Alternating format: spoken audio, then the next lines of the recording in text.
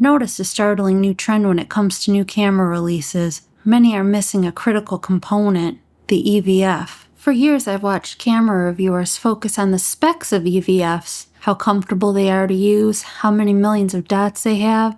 And now I'm noticing many reviewers, including Tony Northrup, are stating that they're using the LCD screen now and not even using an EVF. I know camera companies can save money by eliminating the EVF, but are they also pressuring influencers to promote the use of the LCD screen? The first camera I ever bought without an EVF was a Sony ZV-E10. I was using it for video, and indoors it wasn't such an issue to compose my shots using the LCD screen. But the second I took it out into the harsh sunshine, I couldn't see the screen for the life of me. And that's when I really started to appreciate the benefits of an EVF. Besides blocking out the harsh glare of the sun, there's so many other benefits to having one. I've learned from watching camera reviewers that the EVF is a third point of contact, and it makes your shot so much more stable when it comes to photography and videography. And you can't imagine my surprise when I was listening to a recent debate between Tony Northrup and Jared Polin on his podcast Raw Talk. They were debating over whether to use an EVF or an LCD screen, and Tony Northrup was actually arguing against the stability benefits of an EVF. He supposedly did testing. Let me address your stability comment, because I actually tested this. I did hundreds of shots at different shutter speeds, longer and longer shutter speeds, holding the camera to my eye and then holding the camera down low with the strap around my neck and the strap taut. And I got a full stop better stabilization holding the camera away from my face. There's no way. Test it, because I tested it scientifically. I held the camera up to my face and it was less stable. And it makes sense because things closer to the ground are going to be inherently more stable. When you're holding your hands up like this, like, would you be able to hold more weight up like this with your hands up at your face, or would you be able to carry more weight down low? Tony, if you're holding the camera properly with your hand on the right, the hand underneath, and your elbows tucked in, that is far more stable than holding the camera out in front of you. I did not find that in my testing. And then your testing I know this because I tested it. Failed. Maybe I'm phrasing this wrong, but if you were to hold the camera in front of your face properly, elbows tucked, nice tripod stance, versus holding the camera in front of your face with two hands, the opposite way. You know how a lot of people like to shoot with one hand on the left, one hand on the right. I'm not talking down low. I'm talking right in front of your face.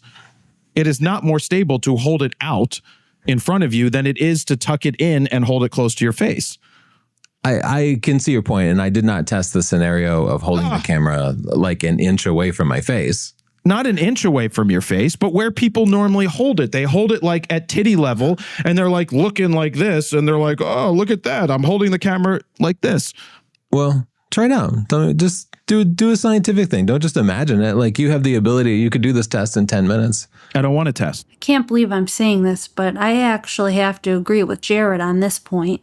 My stability results are definitely improved when I'm using the EVF. Besides blocking out the sun, the EVF also blocks out distractions around you. Another point that Jared Polin made is you're also not being distracted by those little menus that overlay the LCD screen. The lack of composition that a lot of people have because they have to correct everything after the fact because they have all the shit up on the screen too. A lot of times people have all of the information on the screen, which ends up blocking some of the things that they might have noticed if they didn't have all that shit up on the screen. All that extra text and those little icons definitely have been a distraction for me. And of course, I do know you can turn off those menus on the LCD screen. Now, one of the advantages of using an LCD screen that Tony Northrup proposes is that it allows you to shoot at a lower angle without having to crouch down so much. And of course, Jared's response is to do more squats.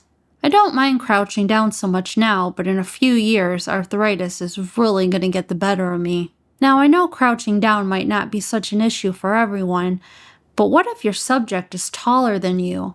This is something that Julia Trotti mentioned, and I hadn't thought about that. There are a few other quick reasons I like to use my LCD.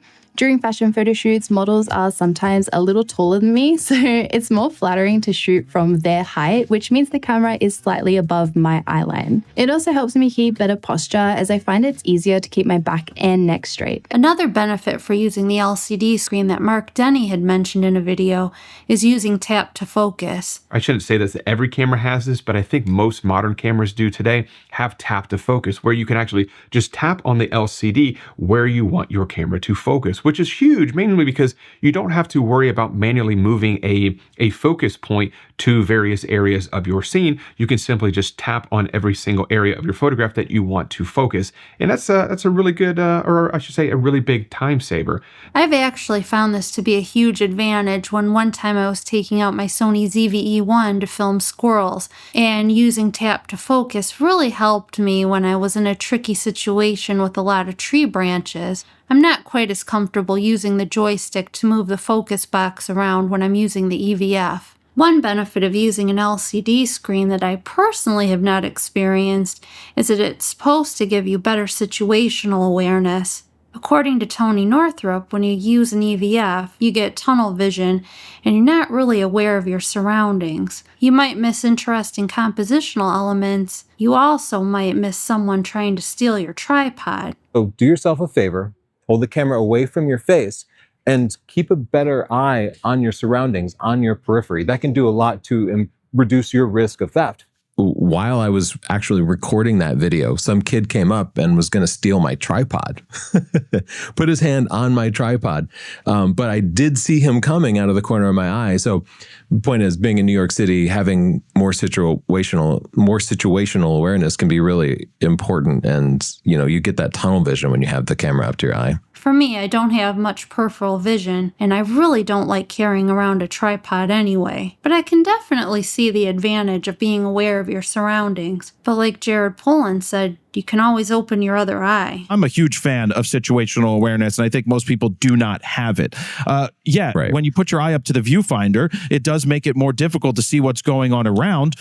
But also you have another eyeball that you can open up, and I've trained myself to open up that other eye to see what's going on.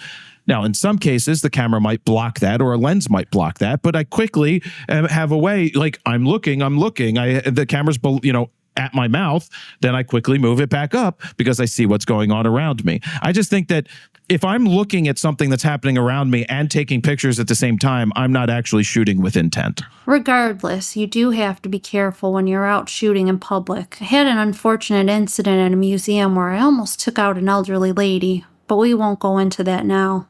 Using an LCD screen also helps you to be more discreet when you're doing street photography. You can shoot from the hip and people really won't know what you're doing. Since I've only ever used really crappy Sony LCD screens that I can't see outdoors, I haven't really been able to take advantage of this. I usually just point my camera right at people in public and look through the EVF. And if I sense that anyone's starting to get angry, I instantly pull the EVF away from my face and pretend to look at the LCD screen and fumble with the settings. EVFs and LCD screens both have their advantages and disadvantages, but as for me, until I get a camera with a better LCD screen, I'm going to stick with using an EVF. I did find this strap-on LCD viewfinder from Camera, and it has 3 times magnification, and it's been a real lifesaver. I've been able to strap it on the screen of my Sony ZV-E1, and it works just like an EVF, if not a little bit better, because everything was magnified.